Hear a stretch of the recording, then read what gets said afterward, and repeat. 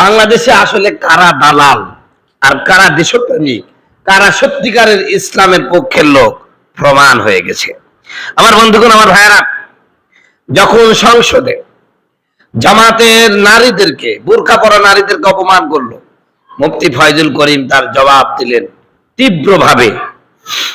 সেই জবাব সহ্য করতে না পেরে বিএনপির মনিরুল ইসলামের লেলিয়ে দেওয়া লোকে মুফতি ফয়জুল করিমের বিরুদ্ধে মামলা করেছে।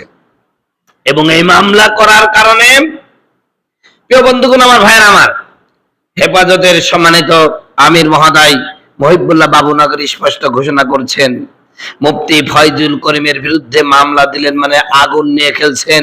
বিএনপিকে সাবধান করে দিচ্ছি, তাড়াতাড়ি এই মামলা প্রত্যাহার করুন, তা না হলে আগুন নিয়ে খেলা বা সিনেমিনি করার নামান্তর হবে। প্রিয় বন্ধুগণ, আমার ভাইয়ের, আমার হেফাজত সহ বাংলাদেশের সকল ঘরানার উলামায়ে কেরাম মুফতি ফয়জুল করিমের বিরুদ্ধে মামলা করায় তারা মনক্ষুণ্ণ হয়েছেন, প্রতিবাদ করেছেন। কিন্তু জামাত বড় খুশি হয়েছে। জামাত আনন্দে আটখানা হয়ে বিভিন্ন ভাবে খুশির বন্যা বয়ে যাচ্ছে। গোটা সোশ্যাল মিডিয়ায় ভরে দিয়েছে তাদের আনন্দ যাত্রায়। গোটা সোশ্যাল মিডিয়ায় আনন্দ যাত্রায় আনন্দ লিখা শুভেচ্ছা পত্রে ভরে গেছে। ঠিকই করেছে। একজন জামাতের কর্মী তিনি তো আবার বলেছেন আল্লাহর কাছে লাখো কোটি শুকরিয়া যে আল্লাহ মুফতি ফয়জুল করিমকে, ওর বিরুদ্ধে মামলা হয়েছে, জেলেও যাওয়ার জন্য স্বপ্ন দেখছে। সি সি সি। আবার এরা বলে যে চরমুনার অন্তরে খালি হিংসা ভরা, কওমি আলেমদের অন্তরে খালি হিংসা ভরা। শুধু পরিষ্কার পরিচ্ছন্ন অন্তর হলো জামাতের কর্মীদের, জামাতের আলেমদের, জামাতের নেতাদের। তাছাড়া সবার মধ্যে অহংকারে, ঘৃণায় ভরা, হিংসায় ভরা। আমরা হিংসুক, একদম কলবে সালিম হচ্ছে জামাতের লোকজনের। তোদের আমির হামজাকে বিনা দোষে সিরাজগঞ্জে, সে রানিং এমপি, মামলা করেছিল। আমরা কওমিরা তো খুশি হই নাই, বরং বলেছি যেটা অন্যায় হয়েছে। সম্মানিত বন্ধুগণ, আমার ভাইরা, আমার জামাতকে বলবো, তোমরা এদেশের কওমি আলেমদের বিরোধিতা যতই করো, এদের বিপদে যতই খুশি হও, তোমাদের বিপদে আমরা খুশি হব না ইনশাআল্লাহ। আর তোমরা যদি সহযোগিতা নাও করো, এটা আমাদের কোনো যায় আসে না। বরং এদেশের কওমি আলেমরা এখন সব জায়গায় আছে, কওমি আলেমদেরকে মহব্বত করে এমন লোকও আছে। ইনশাআল্লাহ আশা রাখি মুফতি ফয়জুল করিমকে, বিএনপির ক্ষমতা নাই তাকে গ্রেফতার করা। বিগত আওয়ামী লীগ সরকারই পারে নাই, আর বিএনপি তো পারবেই না তাকে গ্রেফতার করতে। এটা মনে রাখেন, ওরা জেলে যাবে না, মুফতি ফয়জুল করিম জেলে যাবে না, আপনি লিখে রাখেন। তবে আজকে এই যে জামাতের যে চরিত্র, এই চরিত্রটা দেখার পরে আমার একজন বন্ধু, যাকে আমি অনুসরণ করি, মাহমুদ মাদানি, আমার বয়সী ছেলেটা, একটা সুন্দর লেখা দিয়েছে। আমি আপনাদের সাথে তার এই লেখাটা আমি শেয়ার করতে চাই। যেহেতু চরমোনাকে দালাল বলা হয়, তো আসলে দালাল কারা, সেই বিষয়টা আমি আপনাদের মাঝে শেয়ার করছি। মাহমুদ মাদানি তার ফেসবুক পেজের মধ্যে লিখেছেন, বাজারে প্রচলিত একটি পাটিগণিতের মান নির্ণয় করা হলো। এমপি মনিরুল জামাতের নারী এমপির পর্দা নিয়ে কটাক্ষ করে।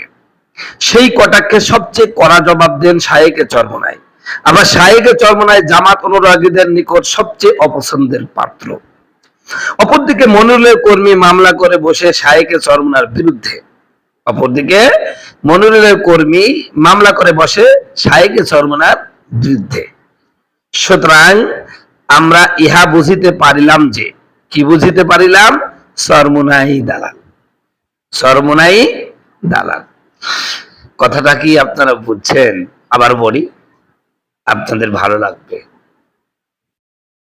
মানে খুব ভালো লাগবে। দেখেন, চরমোনাই কিন্তু বিএনপির দালাল বলা হচ্ছে। আচ্ছা, চরমোনাই যদি বিএনপির দালালে হতো, মনিরুল কিন্তু মামলা করতো না। তাই তিনি পাটিগণিতের একটি মান নির্ণয় করছেন। বাজারে প্রচলিত একটি পাটিগণিতের মান নির্ণয় করা হলো। এমপি মনিরুল জামাতের নারী এমপির পর্দা নিয়ে কটাক্ষ করে। সেই কটাক্ষের সবচেয়ে কড়া জবাব দেন শাহেকে চরমোনাই।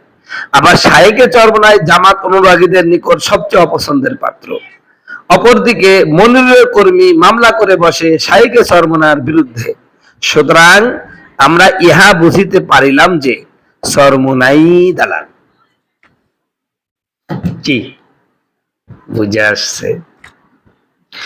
রূপকথার ওই নৌকা খানি নাই ডুবার ভয়, পারে কে যাবি নবীর নৌকাতে আয়। নবী না মানে যারা মোহায়েদ কাফের তারা এই দুনিয়ায়, পারে কে যাবি নবীর নৌকাতে আয়। রূপ কষ্টের নৌকা খানি নাই ডুবার ভয়, পারে কে যাবি নবীর নৌকাতে আয়। কুষ্টিয়ায় যেহেতু বাড়ি, লালন একটু টান দিলাম, মানে এতক্ষণ যে কথা শুনছেন আপনাদের মাথায় হ্যাং হয়ে গেছে, তো হ্যাংটা আর কি ছুটিয়ে দিলাম আর কি একটু গান বলে। তো চলেন আবার আলোচনা করি আর কি। তো চরমোনাই দালাল, চরমোনাই দালাল হলো ভাই, তোমাদের নারীদের কটাক্ষ করলো এমপি মনিরুল। সেই কটাক্ষের জবাব দিতে গিয়ে মুফতি ফয়জুল করিমের বিরুদ্ধে মামলা হলো। সেই মামলায় তোমরা খুশি হলে, এরপরও তোমাদের অন্তর বিশুদ্ধ পরিশুদ্ধ, তোমাদের মধ্যে বিন্দু মাত্র হিংসা নাই কেন ভাই? এই অন্তরে কত বড় সমুদ্র সমান অন্তর, যে অন্তরে এত কিছু করার পরও হিংসা ঢোকে না। ওই অন্তরগুলোকে আমাদের জন্য বরাদ্দ করা যায় না? জামাতের ভাইয়েরা, বরাদ্দ করা যায় না?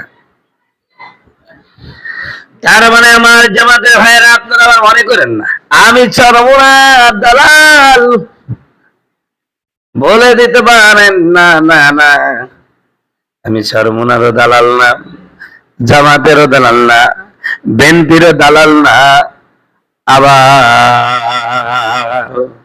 আওয়ামী লীগেরও দালাল না। তাহলে আমি কি? তাহলে কি আমি শুনেন, ইন্নানি মিনাল মুসলিমিন। তাহলে আমি কি শোনেন? তাহলে আমি হলো একজন মুসলমান। আমার পরিচয় হলো আমি মুসলমান। আল্লাহ নবী, বিশ্ব নবী মুহাম্মদ রাসূলুল্লাহ সাল্লাল্লাহু আলাইহি ওয়াসাল্লাম বলেন, আল মুসলিমু মান সালিমা লিসানিহি ওয়া ইয়াদিহি।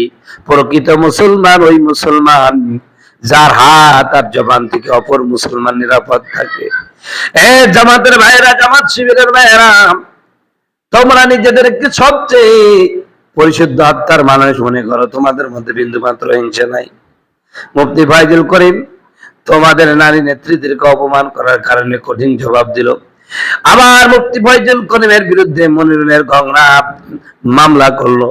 এই মামলায় তো তোমাদের খুশি হওয়ার কথা ছিল না, বরং আফসোস করার কথা ছিল। মুফতি ফয়জুল করিমের পাশে থাকার দরকার ছিল, পাশে থাকলা না। সোশ্যাল মিডিয়ায় আনন্দে উৎফুল্লতা প্রকাশ করতে তোমরা ব্যস্ত হয়ে গেছো। বুঝতে পেরেছি আসলেই তোমাদেরকে এমনি এমনি মানুষ মুনাফিক বলে না,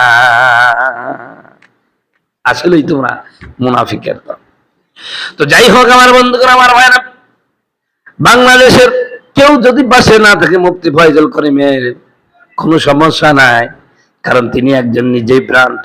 এরপর আর এক ব্র্যান্ড হেফাজত ইসলামের আমির তার পাশে দাঁড়িয়েছে। বিএনপি মুফতি ফয়জুল করিমের একটা চুলও ছিঁড়তে পারবে না।